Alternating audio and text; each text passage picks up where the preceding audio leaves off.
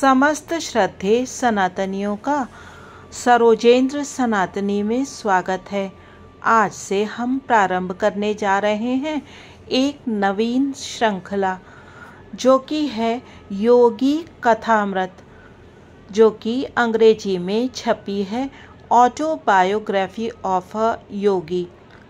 ये आत्मकथा है श्री श्री परमहंस योगानंद जी की, जिसका हिंदी अनुवाद मैं आपको सुनाने का प्रयत्न करूंगी। श्री परमहंस योगानंद जी का जन्म हुआ था 5 जनवरी सन 1893 में और उन्होंने अपनी चिर समाधि ली थी 7 मार्च सन 1952 को। यह पुस्तक प्रकाशित हुई थी सन 1946 में और उसके बाद की ये सबसे अधिक बिकने वाली पुस्तकों की श्रृंखला और श्रेणी में आ गई तथा सर्वाधिक लोकप्रिय बायोग्राफियों में से एक भी है। इसकी अभी तक अनगिनत प्रतियां छप के बिक चुकी हैं। इसके बारे में दुनिया के सभी बड़े पत्र और पत्रिकाओं ने रिव्यू छापे हैं और सभी के रिव्यू पॉजिटिव ही रहे हैं। इसका अनुवाद विश्व की लगभग सभी भाषाओं में हो चुका है। श्री श्री योगानंद जी महाअवतार बाबा जी की शिष्य परंपरा के अंतर्गत आते हैं। इस आत्मकथा को बहुत सारे लोग पढ़ना चाहते हैं, पर बहुत सारी कठिनाइयों और पुस्तक उपलब्ध न होने तथा आयु अधिक होने के कारण आँखों में प्रॉब्लम संबंधी अन्य समस्याओं के चलते जो लोग इसे पढ़ ना पा रहे हों, उनके लिए मैंने इसे सुनाने का निश्चय किया है। आप सभी लोग मेरे साथ इस पुस्तक के पाठन और श्रवण में आनंद लेंगे, ऐसा मुझे पूर्ण विश्वास है। और परमपिता परमात्मा महाअवतार बाबा जी और श्री श्री योगानंद जी तथा उनके गुरुओं से प्रार्थना है कि वो मेरे इस संकल्प को पूर्ण करने में अपना सहयोग दें। श्री हरि। प्रकरण 1। मेरे माता पिता एवं मेरा बचपन। परम सत्य की खोज और उसके साथ जुड़ा गुरु शिष्य संबंध प्राचीन काल से ही भारतीय संस्कृति की विशेषता रही है। इस खोज के मेरे अपने मार्ग ने मुझे एक भगवत स्वरूप सिद्ध पुरुष के पास पहुंचा दिया, जिनका सुघड़ जीवन युग युगांतर का आदर्श बनने के लिए ही तराशा हुआ था। वे उन महान विभूतियों में से एक थे जो भारत का सच्चा वैभव रहे हैं। ऐसे सिद्ध पुरुषों ने ही हर पीढ़ी में अवतरित होकर अपने देश को प्राचीन मिस्र, इजिप्ट एवं बेबीलोन के समान दुर्गति को प्राप्त होने से बचाया है। मुझे याद आता है, मेरे शैशव काल में पिछले जन्म की घटनाओं की स्मृतियां मेरे स्मृति पटल पर उभर रही थीं, तथापि ये स्मृतियां उन घटनाओं के घटित होने के क्रम के अनुसार नहीं थीं। बहुत पहले के एक जन्म की स्पष्ट स्मृतियां मुझ में जागती थीं, जब मैं हिमालय में रहने वाला एक योगी था। अतीत की इन झांकियों ने किसी अज्ञात कड़ी से जुड़कर मुझे भविष्य की भी झलक दिखाई। शिशु अवस्था की असहायता की अवमाननाओं की स्मृति मुझ में अभी भी बनी हुई है। चल फिर पाने और अपनी भावनाओं को मुक्त रूप से व्यक्त कर पाने में असमर्थ होने के कारण मैं विक्षुब्ध रहता था। अपने शरीर की अक्षमताओं का भान होते ही प्रार्थना की लहरें मेरे भीतर उठने लगती थीं। मेरे व्याकुल भाव अनेक भाषाओं के शब्दों में मेरे मन में व्यक्त होते थे।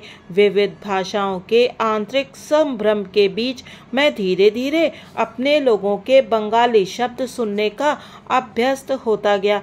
यह थी शिशु मस्तिष्क की मन बहलाने की सीमा, जिसे बड़े लोग केवल खिलौनों और अंगूठा चूसने तक ही सीमित मानते हैं। इस मानसिक विक्षुब्धता और मेरा साथ ना देने वाले शरीर के कारण कई बार मैं झल्लाकर आकुलता से रो पड़ता था। मेरी आकुलता पर परिवार में सबको होने वाला विस्मय मुझे याद है। सुखद स्मृतियां भी अनेक हैं। मेरी माँ का दुलार और तुतलाने तथा लड़खड़ा के चलने के मेरे आरंभिक प्रयास। इन आरंभिक सफलताओं को सामान्यतः जल्दी ही भुला दिया जाता है, परंतु फिर भी ये आत्मविश्वास की स्वाभाविक आधारशिलाएं होती हैं। मेरी इन सुदूरगामी स्मृतियों का होना कोई अपूर्व बात नहीं है। अनेक योगियों के विषय में ज्ञात है कि उन्होंने जन्म मृत्यु के नाटकीय अवस्था परिवर्तन में भी अपने आत्मबोध को बनाए रखा। यदि मनुष्य केवल शरीर होता तो निसंशय उसकी मृत्यु के साथ ही उसका अस्तित्व समाप्त हो जाता, किंतु युग युगांतर से सिद्ध महात्माओं ने सत्य प्रतिपादित किया है तो मानव मूलतः अशरीरी सर्वव्यापी आत्मा है। शैशवावस्था की सुस्पष्ट स्मृतियों का होना विलक्षण तो है, किंतु ऐसी घटनाएं अति दुर्लभ भी नहीं हैं। अनेक देशों में यात्रा करते हुए मैंने अनेक सत्यनिष्ठ स्त्री पुरुषों के मुख से उनकी शैशवावस्था की स्मृतियां सुनी हैं। मेरा जन्म पूर्वोत्तर भारत में हिमालय पर्वत श्रेणी के निकट स्थित गोरखपुर में 5 जनवरी सन 1893 को हुआ था। वहीं मेरे जीवन के पहले 8 वर्ष व्यतीत हुए थे। हम 8 बच्चे थे, 4 भाई और 4 बहनें। मैं मुकुंदलाल घोष। 1915 में जब मैं सन्यास की प्राचीन स्वामी परंपरा में शामिल हो गया, तब मेरा नाम बदलकर योगानंद हो गया। सन 1935 में मेरे गुरु ने मुझे परमहंस की उच्चतर सन्यास उपाधि प्रदान की। मैं भाइयों में दूसरा और माता पिता की चौथी संतान था। मेरे माता पिता बंगाली क्षत्रिय थे। दोनों ही संत प्रकृति के थे।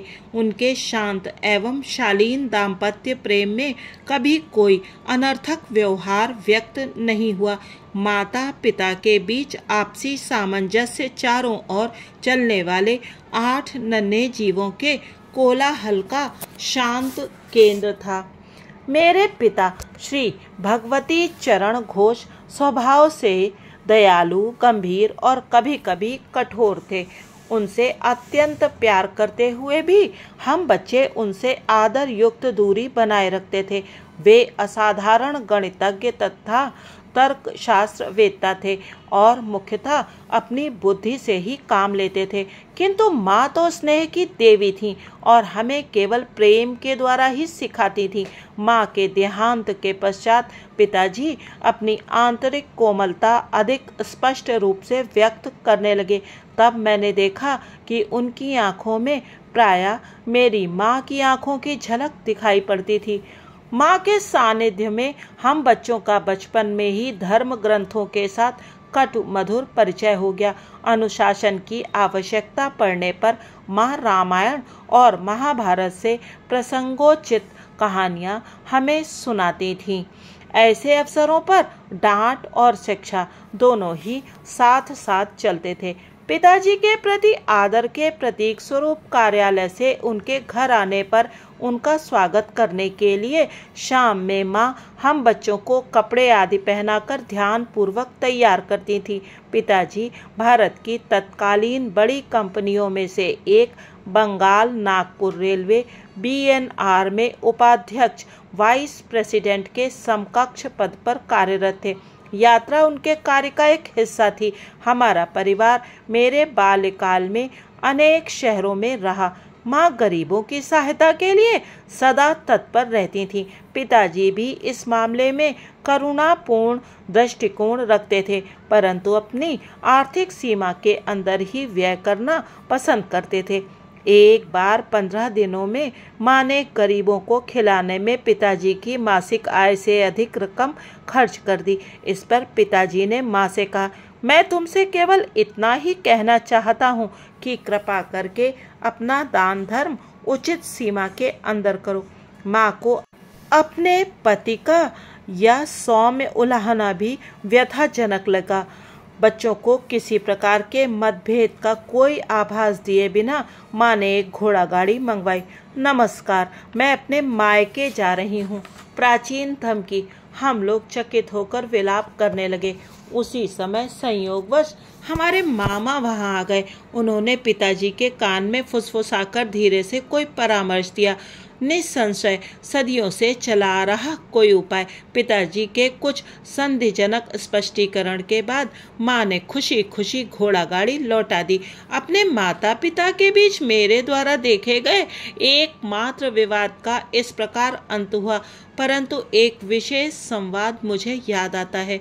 कृपया अभी अभी घर पर आई एक असहाय महिला को देने के लिए मुझे 10 रुपए दीजिए। माँ की मुस्कुराहट में मनाने की अपनी एक शक्ति थी। 10 किस लिए? 1 रुपया काफी है। पिताजी ने इसके साथ एक औचित्य समर्थन भी जोड़ दिया। जब मेरे पिताजी और दादा दादी की अचानक मृत्यु हो गई, तब मैंने गरीबी का पहली बार अनुभव किया। मीलों चलकर स्कूल जाने से पहले मेरा नाश्ता होता था केवल एक छोटा केला। कॉलेज पहुंचने तक मेरी अवस्था इतनी बुरी हो गई कि मैंने एक धनी न्यायाधीश से मासिक 1 रुपए की सहायता के लिए प्रार्थना की। उसने ये कहते हुए मना कर दिया कि 1 रुपया भी मूल्यवान होता है। उस 1 रुपए के लिए मना किए जाने की आपको कितनी कड़वी याद है। माँ के हृदय से तत्काल तर्क उभरा। क्या आप चाहते हैं कि यह महिला भी आपके द्वारा इन 10 रुपयों को मना किए जाने की वैसी ही दुखद स्मृति अपने मन में रखे जिनकी उसे तीव्र आवश्यकता है? तुम जीती। पराभूत पति की सनातन भावभंगिमा के साथ पिताजी ने अपना बटुआ खोला और कहा, ये लो 10 रुपए का नोट। उस महिला को ये मेरी शुभकामनाओं सहित दे दो। किसी भी नए प्रस्ताव पर पहले नहीं कह देना पिताजी का स्वभाव था। इतनी सहजता से माँ की सहानुभूति जगाने वाली उस अपरिचिता के प्रति पिताजी का रवैया उनकी स्वभावगत सतर्कता का एक उदाहरण था। तत्क्षण कोई बात स्वीकार कर लेने में अनिच्छा वस्तुतः सोच विचार के बाद निर्णय के सिद्धांत का पालन मात्र है। मैंने सदा ही देखा कि पिताजी उचित और संतुलित निर्णय लेते थे। यदि मैं अपने अनेकानेक अनुरोधों के पक्ष में 1-2 अच्छे तर्क प्रस्तुत कर देता तो वे सदा ही मेरी इच्छा पूरी कर देते, चाहे वह इच्छा छुट्टियों में भ्रमण यात्रा की हो या नई मोटरसाइकिल की। अपने बच्चों के बाल्यकाल में पिताजी अनुशासन में उनके साथ दृढ़ता बरतते थे, परंतु स्वयं किसी बैरागी की तरह सरल सात्विक जीवन व्यतीत करते थे। उदाहरणतः वे कभी थिएटर नहीं गए, बल्कि विभिन्न आध्यात्मिक साधनाओं में और भगवत गीता पढ़ने में ही उन्हें आनंद आता था। उन्होंने सारे सुखों का त्याग कर दिया था, यहाँ तक कि वे जूतों की एक जोड़ी का तब तक प्रयोग करते थे जब तक वो बिल्कुल प्रयोग ना करने योग्य ना हो जाए। मोटर कारें साधारण चलन में आ जाने के बाद उनके बेटों ने कारें खरीद लीं, परंतु पिताजी प्रतिदिन अपने ऑफिस जाने के लिए ट्राम गाड़ी की सवारी में ही संतुष्ट रहे। सत्ता या वर्चस्व प्राप्त करने के लिए धन संचय करने में पिताजी को कोई रुचि नहीं थी। कोलकाता अर्बन बैंक का गठन करने के बाद स्वयं अपने लाभ के लिए उसके शेयर रखने से उन्होंने इनकार कर दिया। उनकी इच्छा तो अपने अतिरिक्त समय में केवल अपने नागरिक कर्तव्य का निर्वाह करने की थी। पिताजी के पेंशन लेकर सेवानिवृत्त होने के कई वर्षों बाद बंगाल नागपुर रेलवे के बही खातों की जांच करने के लिए इंग्लैंड से एक अकाउंटेंट महोदय भारत आए। विस्मित जांच अधिकारी ने देखा कि पिताजी ने उचित समय पर अदा न किए गए किसी बोनस के लिए कभी कोई आवेदन नहीं किया था। उन्होंने कंपनी को बताया, इन्होंने अकेले 3 आदमियों के बराबर काम किया है। पिछली क्षतिपूर्ति स्वरूप इनका 1,25,000 रुपया कंपनी से निकलता है। कंपनी के कोषाध्यक्ष ने उक्त रकम का चेक पिताजी को भेज दिया, पर मेरे पिताजी ने इस घटना को इतना नगण्य मान लिया कि वे परिवार को इसकी सूचना देना भी भूल गए। बहुत बाद में मेरे सबसे छोटे भाई विष्णु ने बैंक द्वारा दिए गए विवरण में इतनी बड़ी धनराशि जमा देकर पिताजी से इसके बारे में पूछा था। भौतिक लाभ में इतना उल्लसित क्यों हो? पिताजी ने कहा, समभाव को जिसने अपना लक्ष्य बना लिया हो वो ना तो किसी लाभ से उल्लसित होता है और ना ही किसी हानि से दुखी। वो जानता है कि मनुष्य इस संसार में खाली हाथ आता है और खाली हाथ ही जाता है। अपने वैवाहिक जीवन में पदार्पण करने के बाद शीघ्र ही मेरे माता पिता एक महान गुरु बनारस के लाहिड़ी महाशय के शिष्य हो गए। इस संपर्क से पिताजी के पहले से ही विरक्त स्वभाव को और बल मिला। माँ ने एक बार मेरी सबसे बड़ी बहन रोमा को एक उल्लेखनीय बात बताई। तुम्हारे पिताजी और मैं संतान प्राप्ति के लिए वर्ष में मात्र एक बार पति पत्नी के रूप में साथ सोते हैं। पिताजी लाहिड़ी महाशय से अविनाश बाबू के माध्यम से मिले थे। अविनाश बाबू बंगाल नागपुर रेलवे के एक कर्मचारी थे। गोरखपुर में मेरे बचपन में अविनाश बाबू मुझे अनेक भारतीय संतों की मन को तल्लीन कर देने वाली कहानियां सुनाया करते थे। वे सदा अपने गुरु की श्रेष्ठतर महिमा के विषय में श्रद्धापूर्वक कुछ न कुछ कहकर ही अपनी कहानी समाप्त करते थे। तुमने कभी सुना है किन असाधारण परिस्थितियों में तुम्हारे पिताजी लाहिड़ी महाशय के शिष्य बने थे? गर्मियों के मौसम में एक अलसाए दिन मैं और अविनाश बाबू मेरे घर के अहाते में बैठे थे।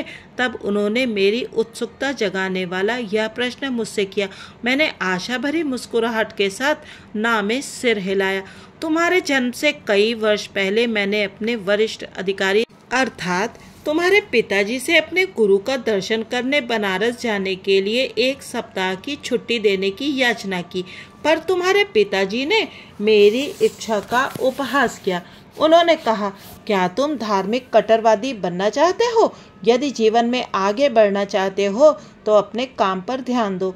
झाड़ियों में से गुजरती एक पगडंडी से उस दिन उदास मन लिए मैं घर जा रहा था कि पालकी पर सवार तुम्हारे पिताजी से मेरी मुलाकात हो गई। उन्होंने पालकी और नौकरों को विदा कर दिया और मेरे साथ चलने लगे। मुझे सांत्वना देने के लिए वे सांसारिक सफलता के लिए प्रयास करने के लाभ मुझे समझाने लगे, पर मैं उनकी बातें बेमन होकर सुन रहा था।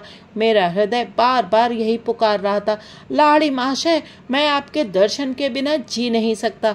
हम लोग चलते चलते एक सुनसान मैदान के किनारे पहुंच गए, जहां सांध्यकालीन सूर्य की किरणें लहराती ऊंची जंगली घास पर चमक रही थी।